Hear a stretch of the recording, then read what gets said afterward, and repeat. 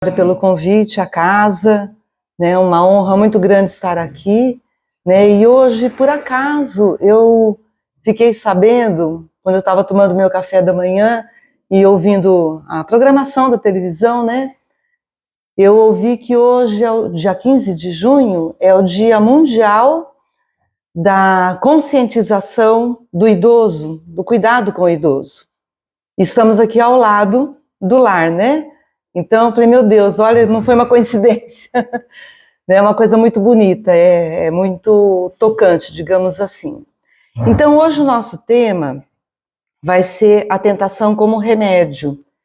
Na verdade, não criei esse título, tá? Esse título é ditado pelo Emmanuel, a Chico, tentação é remédio. Falei, nossa, eu não posso ser tão cupincha assim, deixa eu mudar um pouquinho. Aí mudei só a palavra intermediária. Mas quando a gente coloca assim um título como esse, né, a tentação como remédio, a gente fica imaginando o que será que a pessoa está querendo dizer com isso. Todos nós sofremos tentações diárias. A nossa vida é, digamos assim, regida pelas tentações. Afinal, nós estamos num mundo de provas e expiações.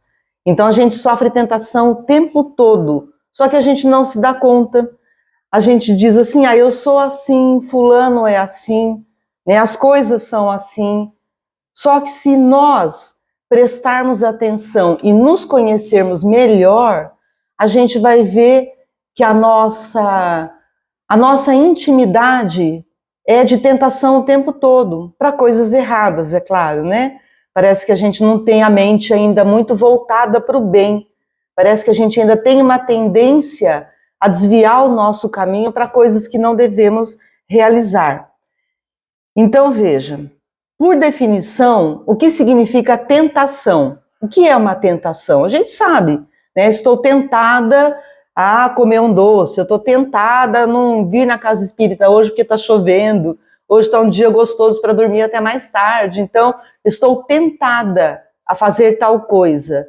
Por definição, tentação é o desejo ou o impulso de fazer algo que pode ser considerado errado, ou prejudicial, ou contrário a valores, crenças ou objetivos. Isso é teórico, né? Geralmente, a tentação está associada a situações em que uma pessoa enfrenta um dilema entre satisfazer um desejo imediato ou seguir um princípio ético, moral ou racional. Quando você tem bons princípios no coração, né, que você recebeu uma boa educação, digamos assim, até por aquela centelha divina que nós temos na nossa consciência, a gente sabe, por exemplo, eu sou tesoureira da casa, e eu sei que é errado eu desviar algum recurso financeiro da casa. Puxa, a conta bancária está tão gordinha, se eu tirar um pouquinho aqui, né, lá da conta do pensionista, né, no INSS, ninguém vai ver, entendeu? De pouquinho em pouquinho, eu vou retirando.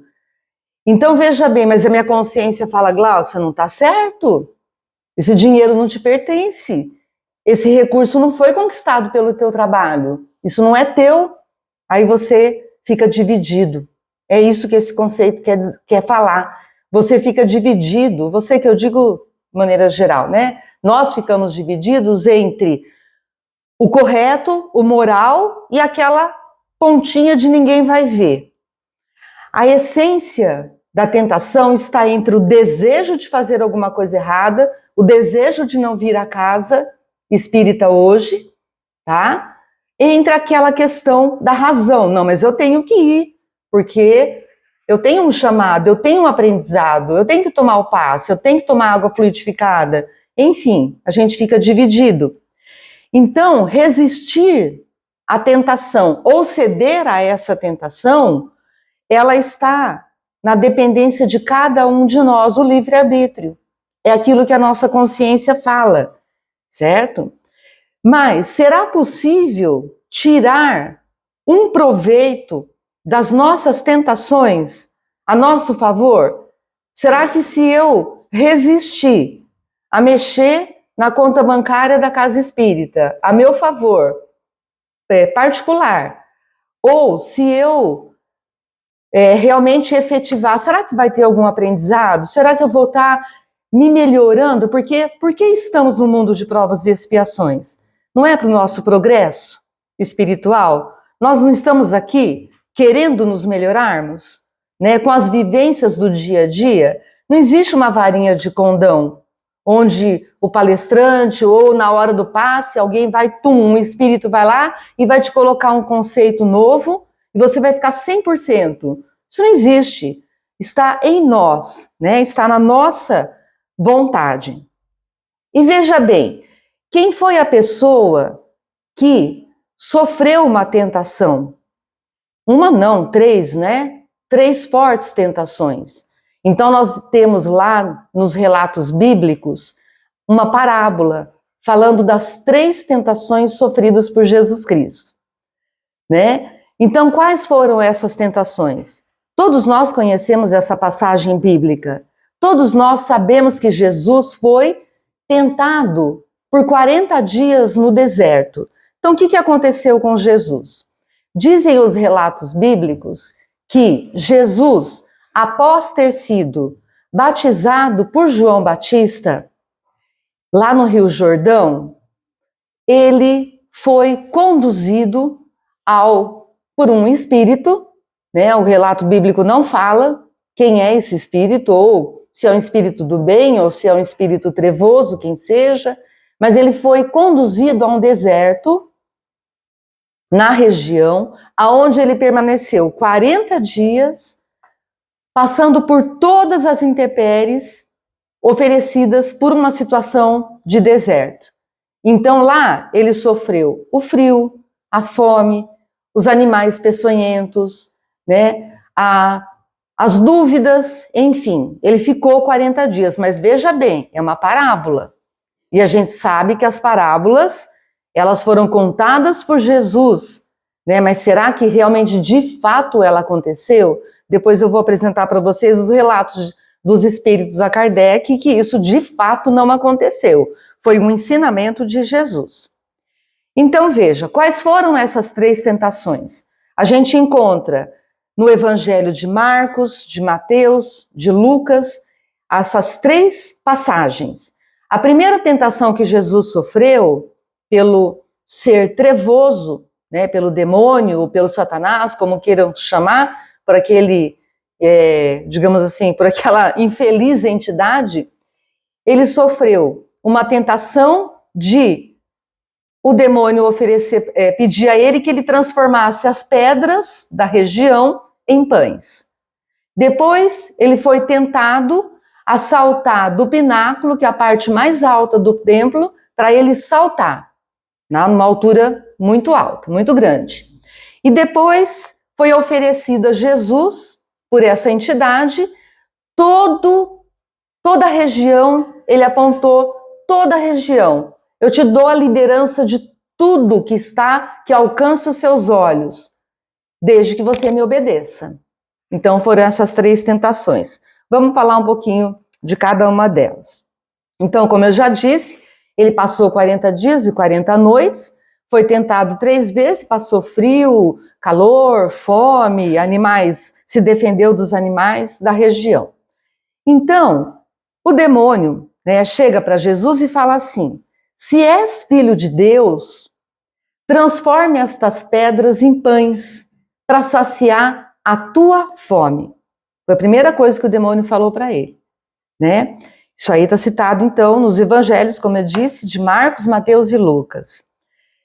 O que significa transformar pedras em pães? Ou melhor, primeiro, o que Jesus falou para esse infeliz trevoso, né, que surgiu lá? Ele diz assim, ó: nem só de pão viverá o homem, mas de toda palavra que sai da sua boca. Então, tem 2 palavrinhas-chave aqui que a gente lê e fala: nem só de pão viverá o homem, mas de toda palavra que sai da sua boca. A gente lê, mas não para pensar o que significa isso. O pão a que Jesus se referia ele queria dizer que eram todas as questões materiais da nossa sobrevivência. Tudo de material que você possa pensar. A sua casa, né? A sua finança, o seu emprego, as suas roupas, as pessoas que convivem com você, os alimentos, o teu meio de transporte, seja lá o que for, tá? As suas propriedades, enfim. Jesus queria dizer isso. Então veja, não é só de material. A gente precisa também de algo a mais, a palavra. A palavra é de Deus, é o nosso contato com Deus, é aquilo que alimenta a nossa alma, é a nossa fé. Né? Precisamos acreditar em algo maior do que apenas o material que os nossos olhos estão alcançando. Aquilo de material que nos dá conforto. É muito mais que isso, certo? É o alimento espiritual. Era isso que Jesus estava se referindo. Aí vem esse ser trevoso e diz para Jesus: atira-se do ponto mais alto do templo, em Jerusalém, a cidade alta, que é o pináculo. Vai, salta, né? Aí Jesus pensa, diz assim para ele: não tentarás o Senhor teu Deus. Não tentarás o Senhor teu Deus. O que ele quis dizer isso? O que o demônio queria com isso? Ele queria que Jesus saltasse, falasse assim: se você é filho de Deus, ele vai te segurar. Você não vai esborrachar lá no chão, né? Vamos lá, pula. Pula que eu quero ver se o teu pai maior, o teu criador, o teu Deus, que você adora tanto, quero ver se ele vai te segurar e você não vai ficar machucado lá embaixo. Jesus diz: não tentarás o Senhor, né? Teu Deus, quer dizer, você não tem que colocar à prova a existência de Deus. Nós não temos que questionar. Deus é o Criador. Tudo que está ao nosso redor, nós somos frutos de Deus. Nós somos frutos da criação de Deus. Tudo que está ao nosso redor é a Ele que nós devemos, é a gratidão a Deus. Né? Então, você não precisa exigir milagres nem provas da existência dele. Ele existe e ponto final. E nós temos que ter fé para isso. E Jesus não tinha dúvida. E ele falou isso para aquele ser trevoso, então. Né? A gente não precisa usar a nossa fé como justificativa de atitudes irresponsáveis.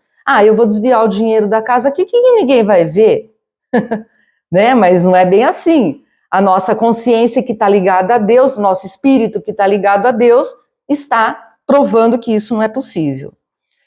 E a terceira tentação, ele ofereceu a Jesus, então, a liderança de todos os reinos do mundo, mas com uma condição: de joelho você vai me adorar.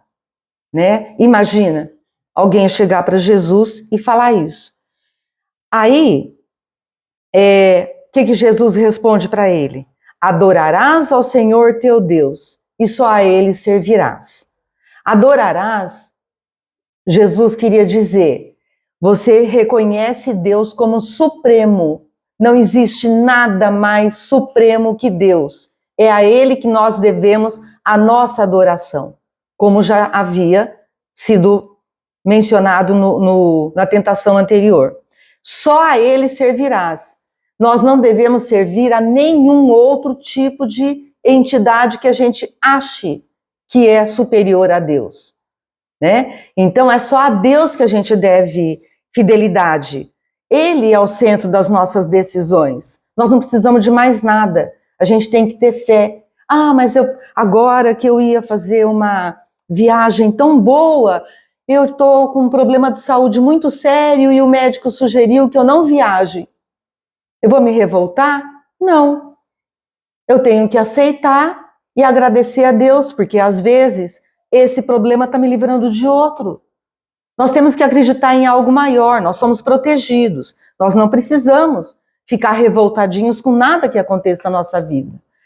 Depois, ele pede que o demônio, então, desiste, né? Ele pede, Satanás, se manda daqui, né? Eu não preciso atender a nenhum dos teus pedidos. Feito isso, Satanás desiste dessas tentações todas e os anjos descem e cuidam de Jesus após 40 dias. vão alimentá-lo, vão saciar a sede dele, vão cuidar dele. Assim é dito, então, em Mateus, no Evangelho de Mateus. Veja bem, mas Kardec, instruído pelos Espíritos, no livro A Gênese, no capítulo 15, lá no item 52 e 53, vai falar da tentação sofrida por Jesus, por essa entidade, né? Então, os Espíritos falam para Kardec, olha, é mais uma parábola, assim como tantas outras que a gente já conhece. Então, Jesus não foi, de fato, arrebatado por ele. O que aconteceu? Ele quis dizer aos homens que compreendessem que a humanidade, todos nós, estamos sujeitos a falir. Nós somos falíveis. As tentações nos seguem e a gente pode falir achando que está muitas vezes corretos. Às vezes nós podemos pensar que aquilo que a gente está fazendo é o certo. E muitas vezes a nossa consciência está apontando para dizer que não é o correto. E que deve estar sempre em guarda contra as más inspirações. Aqui, pela nossa natureza fraca, é impelida a ceder. Nós estamos sempre na nossa fragilidade consciencial, pela nossa imperfeição espiritual, nós temos uma tendência a falir, né? Então, o que Jesus pretendia com essa narrativa? Ele queria reafirmar o seu caráter sem pecado e a sua total dedicação à fidelidade aos planos de Deus, por mais difíceis que as provações sejam. Muitas vezes todos nós aqui, temos provações na nossa vida muito difíceis de serem suportadas. Provações muito difíceis, muito, né? Só que com a fidelidade a Deus, a gente tem mais é que agradecer por essa prova, porque muitas vezes está aí o ponto da nossa ascensão espiritual, para não ficarmos estagnados na nossa, digamos assim, a nossa imperfeição, né? E ele quis mostrar também que Jesus foi vitorioso em todas essas tentações. E quanto a nós? Quais são as tentações que nós sofremos? O dia a dia, se você prestar atenção, né, se você se autoconhecer, você vai ver que nós sofremos a tentação da gula, muitas vezes nós nos excedemos na alimentação, às vezes nós temos uma recomendação médica para não ingerir isso, aquilo, e a gente não resiste às nossas tentações, né? Muitas vezes a bebida alcoólica, vamos num evento, tem lá uma bebidinha, é um vinho, né? Jesus bebia vinho, né? Nas provas, né? Nas bodas de Canaã, né? Jesus lá, tal, com vinho, perirei, pororó, vamos na bebida alcoólica, né? A gente sabe que a bebida alcoólica abrem sintonias com aqueles espíritos que deixaram a vida física por questões de bebida alcoólica, de alcoolismo. Então, é ceder. A gente tem que resistir. Por mais bonitinha que seja a taça, por mais interessante que seja o evento, por mais inocente que aquilo ali apareça, a gente tem que pensar. Tá? O que isso que pode estar, às vezes é o pontapé, é o gatilho, digamos assim, né, inicial, para nos sintonizarmos com algum espírito que está próximo da gente, que está precisando dessa essência, né, dessa energia. Os vícios, hoje o maior vício qual que é? É a rede social, né? O celular, a gente não desgruda do celular. Deixei o meu aqui na bolsa, mas parece que está faltando um pedaço, né? Mesmo que nem acesse tanto, mas só o fato de você ter esse negócio na mão, a gente até vi outro dia um repórter na televisão apresentando o Jornal Nacional e ele com o celular na mão. Eu falei pro meu esposo, mas por que ele não guarda esse celular, né? Diante das câmeras ele tá lá grudado no celular. É um vício. O nosso vício hoje está aí nas redes sociais e tantos outros, certo? E o materialismo? O que é que nós queremos com os bens materiais? Como é que a nossa bagagem de vida? Qual é a nossa bagagem que nós estamos levando para a vida? O que é que nós vamos deixar e o que é que nós vamos levar? É uma mochila cheia de amor? Ou é uma mochila cheia de bens materiais que nos deixaram tão apegados e tão tentados a errar? Bem, temos outras, né? Os ciúmes, ciúmes de cargos na casa espírita, ciúmes entre os familiares, entre os amores da vida, entre os filhos, né? Às vezes um ciúmes por um filho com a namorada, com a esposa dele. Temos tantos ciúmes, ciúme dos nossos livros, né? Digo por mim, tenho ciúme dos meus livros, tenho ciúmes de tantos bens, tantas coisas materiais, vão ficar tudo por aqui. Então, vamos lá, é tentação. E o poder, né? Tem gente que se sente tão tentado a ficar por cima de todos num cargo de síndico, né? De um gerente dentro de uma empresa, de uma fábrica. Sou lá o gerente, né? E anda de nariz empinado, arrogante, né? Com os funcionários lá, pé de fábrica, né? O chão de fábrica, como se diz. Então, meu Deus, o poder está por aí, né? Olha entre os políticos quanta vaidade, né? Deus nos livre desses. Se um dia tivermos que estar num cargo político, que nos livre desse poder, né? Dessa coisa do poder que é tão horroroso. E uma das maiores tentações que nós temos hoje são as críticas e os julgamentos. Quantos de nós julgamos antes de saber o que está acontecendo com aquela pessoa?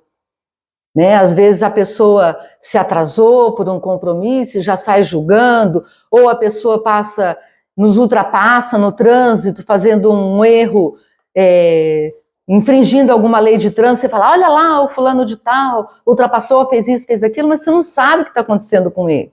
Então, antes de nós julgarmos e criticarmos, vamos nos colocar no lugar do outro. É a primeira coisa que a gente tem que fazer. Né? A maledicência é um mal que existe hoje, meu Deus do céu. Falar mal de alguém, criticar alguém hoje é uma tentação assim diária, né? E nós temos tantas outras tentações, a preguiça, o orgulho, a corrupção, a infidelidade. Isso aqui fica de tarefinha para casa, né? Para a gente refletir onde é que nós estamos entrando, em que balão desse nós estamos entrando, né? A inveja, a vaidade, a falta de fé naquilo que a gente está se propondo a fazer, o egoísmo, a ira, a raiva, o medo, o desânimo espiritual. Olha, gente, isso aqui pesa, hein? E a soberba espiritual. Às vezes eu sou uma médium, né? Nossa, tô me achando, né? Porque eu sou uma médium e tô vendo muito mais do que o outro não está vendo. São as tentações que a gente tem, a vaidade por ser um médium, né? Um psicógrafo, sabe? A gente tem que prestar atenção. Foi aquilo que eu falei no início, né? As tentações, elas estão aí. As nossas tentações diárias, segundo o apóstolo Tiago, ele fala que as tentações não vêm do Pai Celestial. Elas não vêm do Pai Celestial. Da onde será que ela vem, né? Por isso, cada um é tentado quando atraído e enganado por sua própria tendência humana para ceder aos impulsos negativos. Gente, da onde que vêm esses impulsos? De onde vêm essas tentações? Vêm dos nossos pensamentos. O pensamento é uma força eletromagnética e eu posso até contaminar com o meu pensamento pessoas ao meu redor. Às vezes eu penso, né? Eu digo assim, vamos lá, né? Desviar o dinheiro da casa espírita, mas acho que eu não vou fazer isso sozinha, não. Eu vou te convidar para nós dois, né? Desviar aquele dinheiro ali. Aí o meu pensamento formula essa ideia. E eu posso materializar essa ideia e contaminar. Aqueles que são mais sensíveis entram nos ambientes e sentem um ambiente leve ou ambiente carregado. São os nossos pensamentos. Eles são eletromagnéticos, eles vão para o ambiente. Vocês já entraram num mosteiro? Já entraram num convento? Aquilo é de uma leveza, sabe? E às vezes você já entrou num presídio? Já entrou numa prefeitura? Você já entrou num fórum? Né, numa cadeia? Olha, até na cadeia, aqui no cadeião aqui de Londrina, quando ela virou o Sesc, né? Acho que é o Sesc, né? Que virou e eu fui lá com meu esposo, aí o rapaz falou, não, vamos conhecer como é que é. E eu meio ressabiada, né? Ah, vou ser desagradável, vou conhecer. Aí ele quis mostrar uma cela, como ela foi conservada exatamente como os presos deixaram. Gente, mas eu passei tão mal lá dentro. As minhas poucas vezes de vidência mediúnica, eu vi um rapaz enforcado ali dentro, né? Quando eu olhei assim, eu comecei a querer desmaiar, meu marido percebeu. Aí ele falou, acho que ela não está sentindo muito bem. A vibração do rapaz ainda estava ali, né? Então eu falei, muito obrigada, já está conhecido, vamos embora. Então mesmo que aquilo lá esteja desativado, a energia, né, a vibração, sabe, eletromagnética, ela ainda permanece nesses ambientes. Então veja bem, os nossos pensamentos, eles podem ser bons, como eles podem ser maus. Os bons pensamentos, ele vai fazer com que a gente olhe para o outro, né, nossa relação social, vai fazer com que a gente olhe para acalentar, né, vitalizar a pessoa, ajudar. E os nossos maus pensamentos, ele vai ferir o outro, ele vai destruir, ele vai atrapalhar. Então, o nosso pensamento é que vai fazer com que a nossa tentação ela seja melhor organizada. E veja, lá na coletânea, lá no Evangelho segundo o Espiritismo, né, uma das obras do Allan Kardec, lá na coletânea de preces, tem lá uma prece, que é o item 20, que é uma prece para você evitar as tentações, certo? Então fala assim, ó, as tentações nos chegam pelos maus pensamentos, e eles podem ter duas origens. Ele pode ser de uma imperfeição espiritual, onde todos nós, ninguém aqui é perfeitinho, a começar por mim, né? E também os nossos maus pensamentos chegam pela influenciação espiritual. Nós temos essas duas linhas de frentes aí para o nosso cotidiano. Vamos falar um pouquinho da imperfeição espiritual. O nosso perispírito, ele é uma parte da gente, né, aonde ele é milenar. Os nossos perispíritos, eles não foram criados agora, como acho que a maioria aqui já deve saber. O nosso perispírito, ele tem um DNA, digamos assim.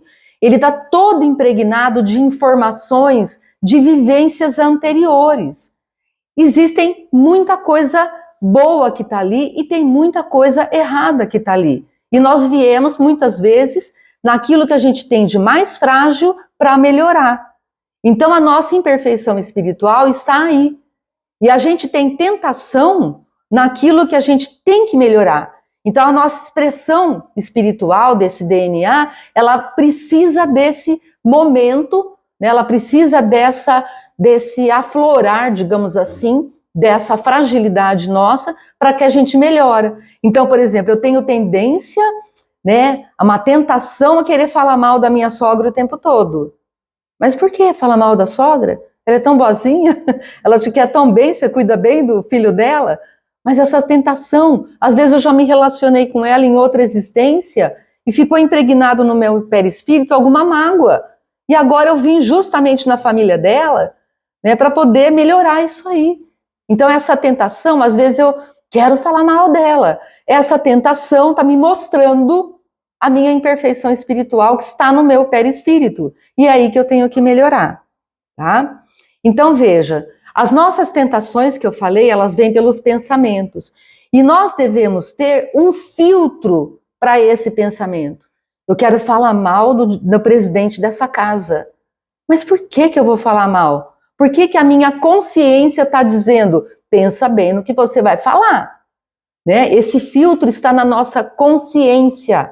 Nós somos seres conscienciais. É ele que vai dizer se a gente vai ter que ter uma boa ação ou uma má ação.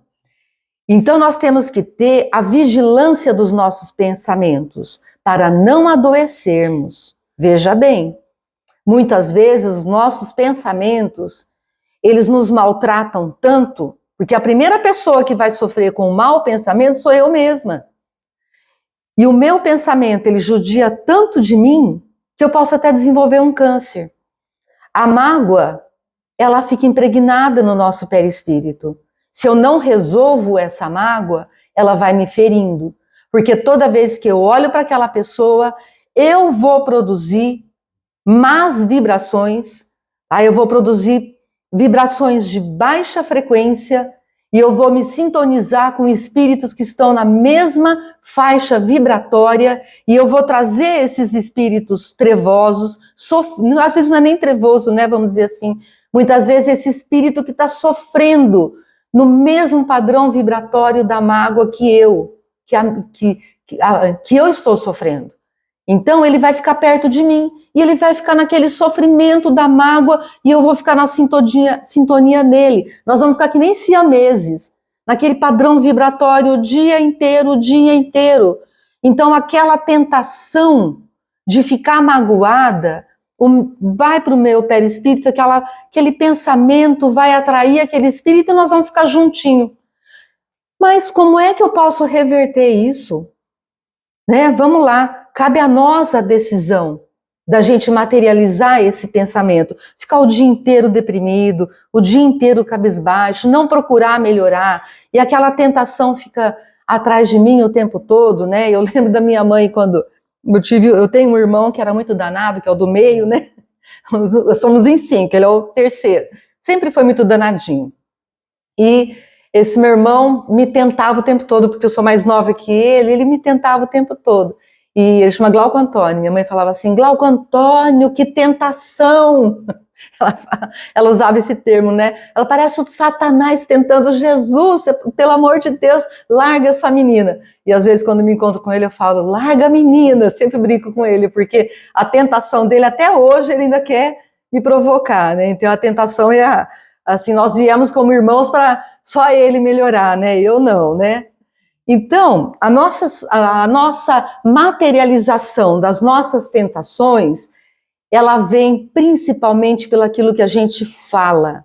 Porque a tentação é difícil você ler, né? A tentação, o pensamento, aliás. O pensamento do outro você praticamente não lê, mas a palavra ela chega pra gente, certo? Hoje na forma escrita principalmente, né? Porque o WhatsApp é terra de ninguém. Então você fala o que você quer pro outro, né, sem estar se mostrando praticamente. Então, Emmanuel, no livro Pão Nosso, tem um dos itens lá, que é o 170, ele é muito bonito, e ele é muito significativo. E ele fala sobre a língua. Emmanuel fala sobre a língua. Então, ele diz assim, ó, Emmanuel diz que a atitude de negligência das criaturas justifica as amargas considerações do apóstolo Tiago.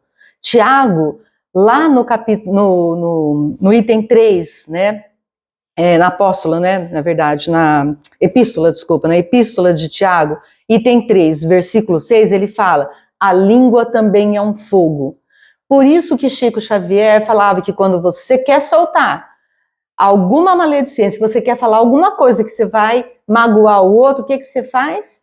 Coloca um punhado de água na boca, segura um pouco, deixa aquela raiva toda passar, depois você engole aquela água, né? Então, acho que era daqui que o Chico dizia, né, em relação a o copo d'água.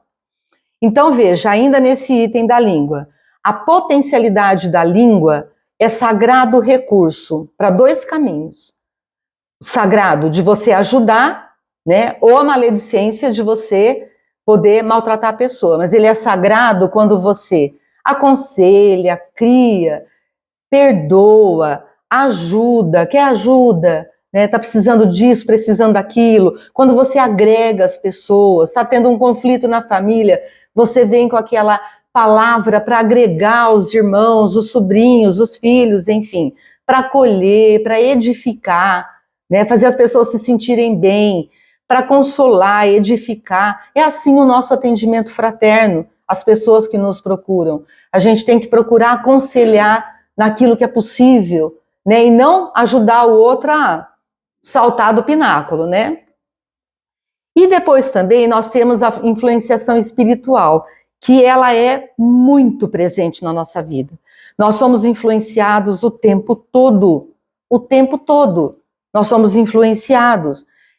Então, às vezes, a gente cede à tentação por uma influenciação espiritual, como é o caso da bebida alcoólica que eu citei para vocês, né? Ou pela gula, algum espírito que está sofrendo fome, ele pode muito bem ainda influenciar-nos a cometer exageros na alimentação.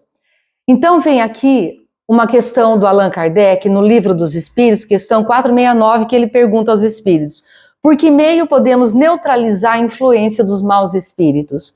Praticando o bem e pondo em Deus toda a vossa confiança. Não atendendo às sugestões, aos maus pensamentos. Desculpa, só um instantinho. Tomar um golinho de água.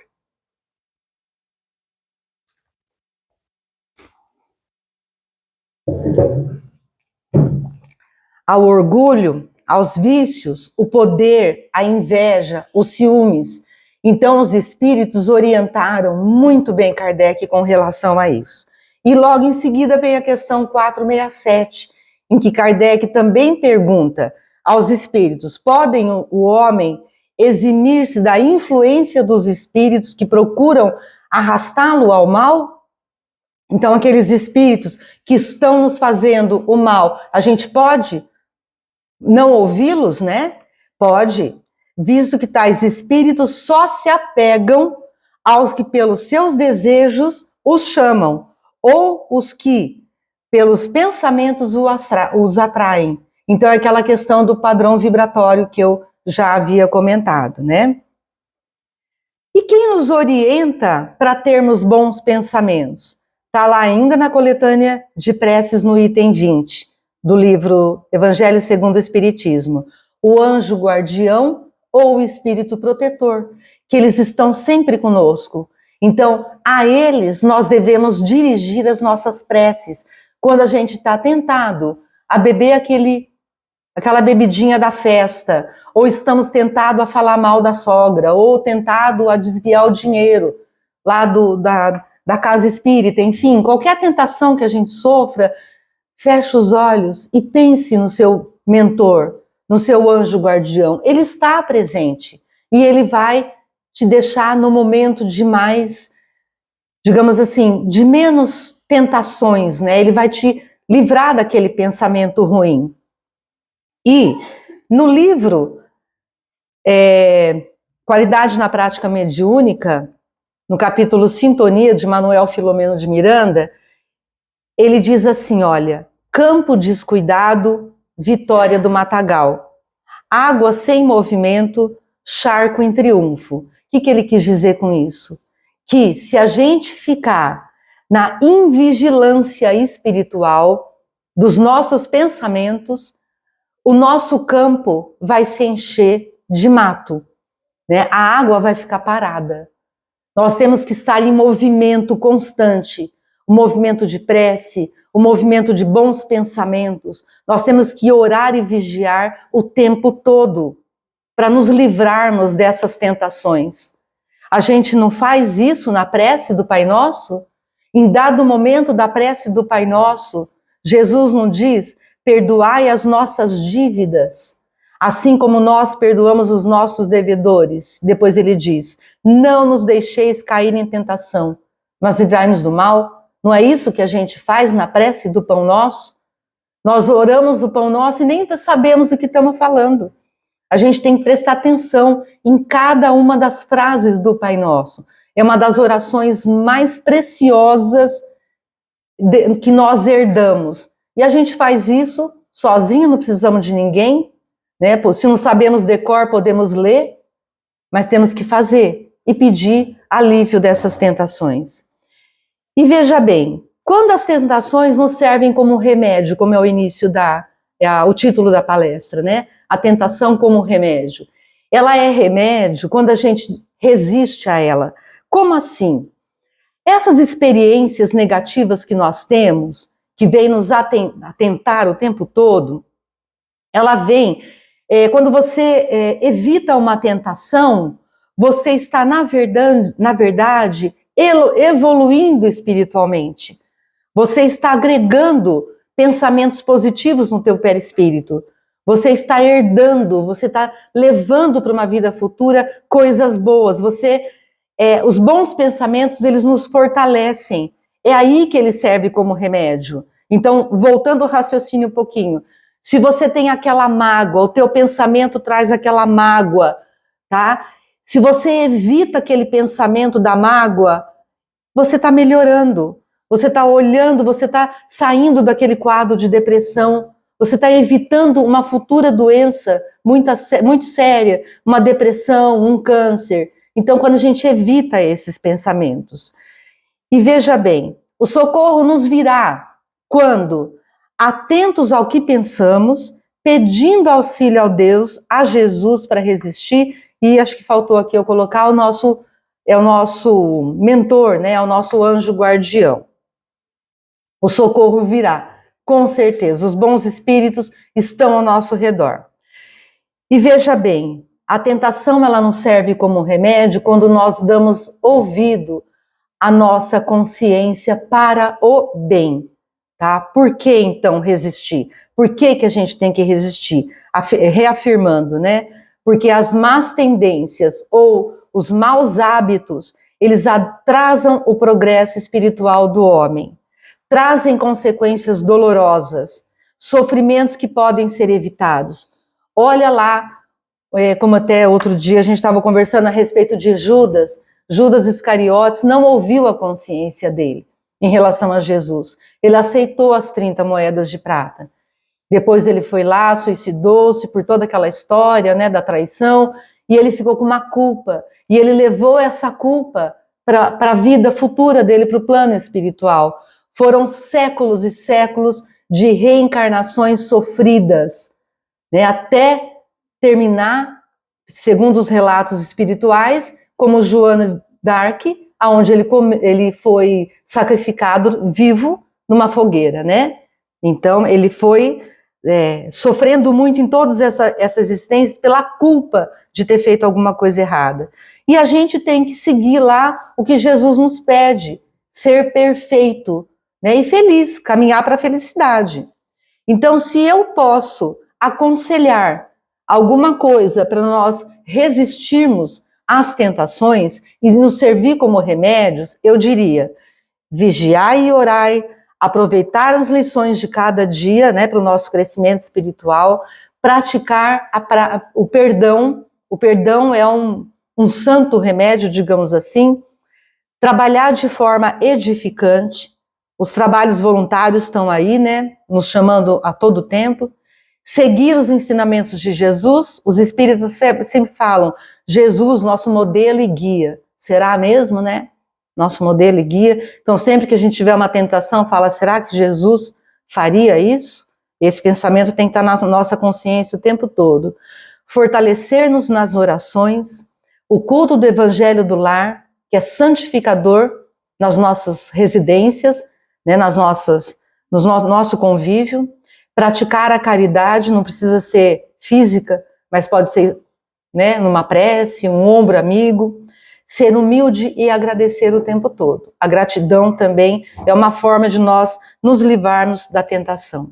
E para encerrar, né, nós temos a carta de Tiago, uma epístola, no capítulo 1, versículo 12, que ele fala assim, ó: bem-aventurado o homem que suporta com perseverança a provação, porque ao superar a provação, receberá a coroa da vida, a qual o Senhor prometeu às que o amam. Então veja, se nós nos livrarmos dessas tentações diárias, resistirmos às provas, vivermos com dignidade, por mais difícil que ela seja, por mais sofrida que ela seja, entregamos a Jesus essa prova, pedindo aos bons espíritos aconselhamento, proteção. Nós vamos vencer essas provas, nem que seja uma existência inteira, né, para termos uma vida futura ainda melhor, não é assim? Então, eu gostaria de agradecer a paciência de vocês, né, espero que eu tenha despertado no coração de cada um presente aqui uma palavrinha de um a mais, né, porque quando eu estudei esse tema para montar essa palestra, eu já apresentei em vários momentos, né, e eu vejo que as pessoas nem dormir não dorme. As pessoas ficam bem despertas, porque assim, a tentação ela tá aí para nós vivenciarmos, mas muitas vezes a gente acha que é normal, né? A gente viver essa tentação, e ela não é boa, tá? O que eu quero dizer é isso, né? Que ela não é, ela é boa quando ela vem para nos evoluir espiritualmente, tá bom? Então, muito obrigada, viu? Eu faço a prece, você faz?